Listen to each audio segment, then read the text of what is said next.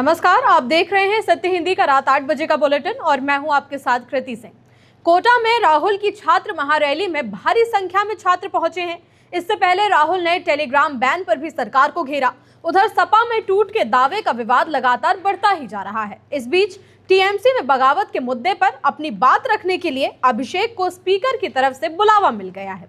इन्हीं खबरों पर इस बुलेटिन में बात करेंगे, लेकिन अगर आपने अब तक हमारे चैनल सत्य हिंदी का ऐप डाउनलोड नहीं किया तो जरूर डाउनलोड कर लें ताकि आप ये बुलेटिन ऐप पर भी देख सकें। ऐप डाउनलोड के लिए आपको लिंक डिस्क्रिप्शन में मिल जाएगा। आइए रुक कर लेते हैं दिन भर की बड़ी खबरों का। कोटा में शिक्षा व्यवस्था के खिलाफ राहुल की महारैली, बड़ी संख्या में जुटे छात्र। री नीट से पहले टेलीग्राम बैन पर भड़के राहुल, माफिया पर वार कीजिए, छात्रों पर नहीं।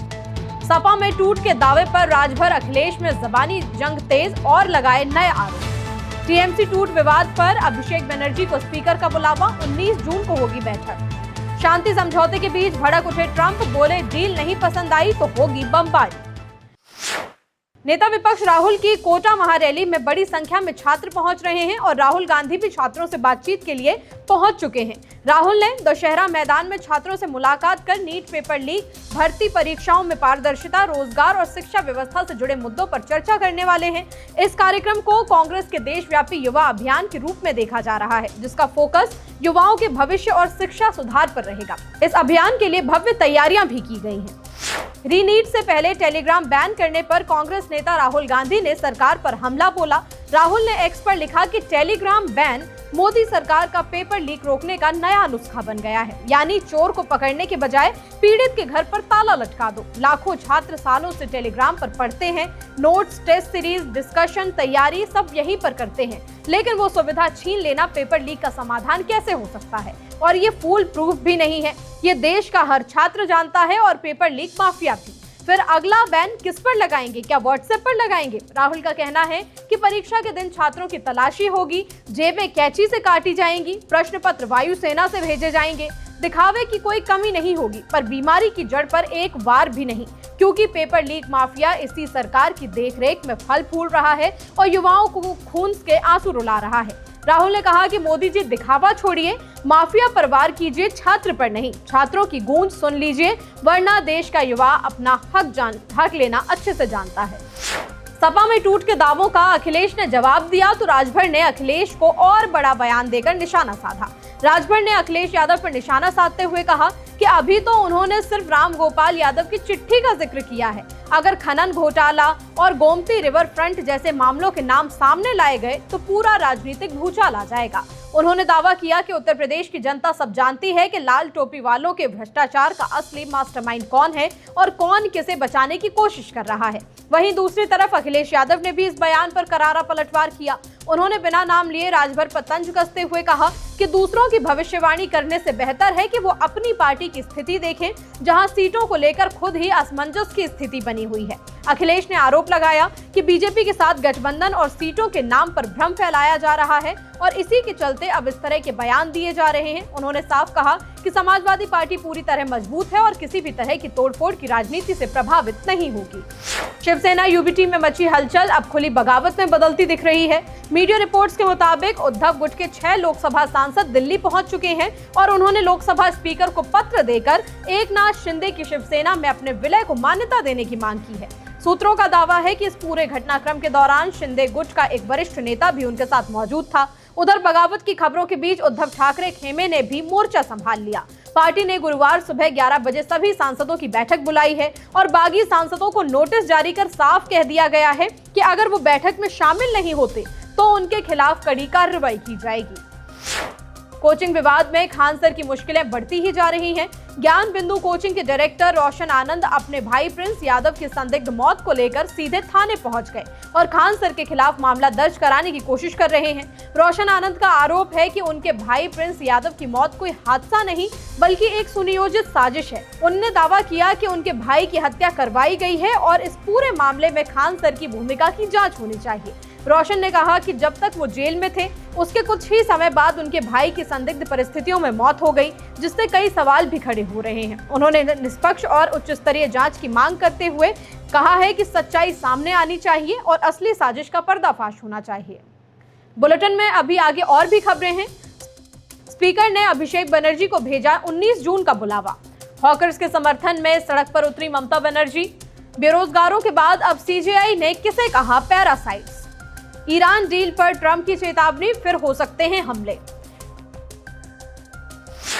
टीएमसी में जारी टूट के बीच लोकसभा स्पीकर ओम बिरला ने टीएमसी नेता अभिषेक बनर्जी को 19 जून को अपने कार्यालय में पेश होकर अपना पक्ष रखने के लिए आमंत्रित किया है। ये बैठक संसद भवन में शाम 5 बजे तय की गई है, जहां उन्हें पार्टी में कथित टूट और अलग गुट बनाए जाने के दावे पर अपना पक्ष रखना होगा। लोकसभा सचिवालय की ओर से भेजे गए पत्र में कहा गया है कि ये आमंत्रण अभिषेक बनर्जी के अनुरोध पर दिया गया है, जिसमें उन्होंने स्पीकर के सामने अपना पक्ष रख के नई तारीख की मांग की थी। इसी बीच अभिषेक बनर्जी ने पहले ही स्पीकर को पत्र लिखकर मांग की थी कि किसी भी अलग गुट को मान्यता ना दी जाए और टीएमसी को एक ही राजनीतिक पार्टी के रूप में माना जाए। उन्होंने ये भी कहा कि अगर कोई दावा आता है तो पार्टी को सुनवाई का पूरा मौका दिया जाए। अब सबकी नजर 19 जून की इस अहम सुनवाई पर टिकी है, जहां तय होगा कि टीएमसी में ये विवाद किस दिशा में जाएगा। कोलकाता में हॉकर्स और फुटपाथ दुकानदारों के मुद्दे पर आज बंगाल की पूर्व मुख्यमंत्री ममता बनर्जी ने सड़कों पर बड़ी रैली निकाली। धर्मतला से शुरू हुआ ये मार्च लेनिन सरनी होते हुए जनसभा में बदला, जहां बड़ी संख्या में समर्थक हाथों की तख्तियां लेकर पहुंचे और हॉकर्स के लिए वैकल्पिक व्यवस्था की मांग करते रहे।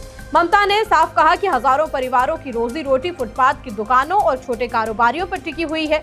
ऐसे में बिना कोई दूसरी व्यवस्था किए उन्हें हटाना अन्याय होगा। उन्होंने कहा कि सरकार को पहले पुनर्वास की व्यवस्था करनी चाहिए और उसके बाद ही किसी तरह की कार्रवाई पर विचार करना चाहिए। दरअसल पिछले कुछ हफ्तों से कोलकाता और आसपास के इलाकों में कथित अवैध निर्माण हटाने के नाम पर लगातार बुलडोजर कार्रवाई चल रही है।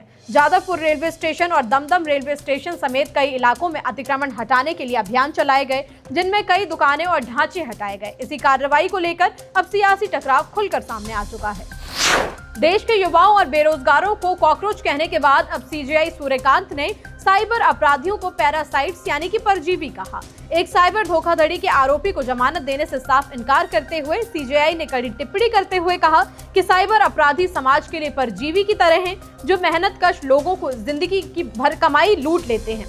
कोर्ट ने कहा कि ऐसे अपराधियों के प्रति किसी भी तरह की नरमी नहीं दिखाई जा सकती और समाज के हित में इन्हें जेल में रखना ही बेहतर होता है।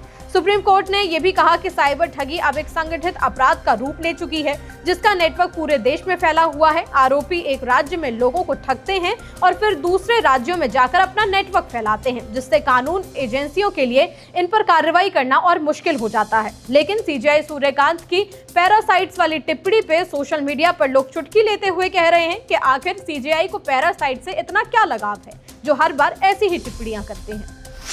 अन्नामलाई ने बीजेपी छोड़ने और अपना नया आंदोलन वी द लीडर शुरू करने के बाद अब उन्होंने साफ कर दिया है कि अगले महीने या जुलाई तक इस संगठन को एक राजनीतिक पार्टी का रूप दे दिया जाएगा। अन्नामलाई का कहना है कि उनका अभियान सही दिशा में आगे बढ़ रहा है और अब इसे जनता की ताकत के साथ राजनीतिक मंच पर उतारने का समय आ चुका है। अन्नामलाई ने दावा किया कि अब तक करीब 18 लाख लोग इस संगठन से जुड़ चुके हैं। उन्होंने कहा कि ये लोग किसी पद या लाभ की उम्मीद में नहीं, बल्कि बदलाव की उम्मीद के साथ जुड़े हुए हैं। उनके मुताबिक ऑनलाइन और जमीनी स्तर पर सदस्यता अभियान लगातार तेजी से बढ़ रहा है और लोगों का भरोसा इस आंदोलन को नई ताकत दे रहा है। अन्नामलाई ने कहा कि जुलाई से संगठन की गतिविधियां पूरी तरह नए रूप में दिखाई देंगी। उन्होंने दावा किया कि उनका आंदोलन ना तो लोगों को गुमराह करेगा, न झूठ बोलेगा और न ही गलत रास्ते पर लेकर जाएगा। ईरान के साथ चल रहे समझौते को लेकर अमेरिकी राष्ट्रपति डोनाल्ड ट्रंप ने इस एमओयू पर सख्त रुख अपनाते हुए साफ कहा कि ये समझौता अभी अंतिम नहीं है और अगर ईरान को ये डील पसंद नहीं आती तो सैन्य कार्रवाई फिर से शुरू हो सकती है। ट्रंप ने इसी के साथ उन रिपोर्ट्स को भी खारिज कर दिया है जिनमें कहा जा रहा था कि अमेरिका और ईरान के बीच $300 अरब का निवेश फंड तैयार किया गया है। उन्होंने इसे पूरी तरह से गलत बताते हुए कहा कि अमेरिका इस तरह के किसी भी फंड में निवेश नहीं कर रहा। फिलहाल इस बुलेटिन में इतना ही। देश दुनिया की बड़ी खबरों के लिए आप बने रहिए सत्य हिंदी के साथ। नमस्कार।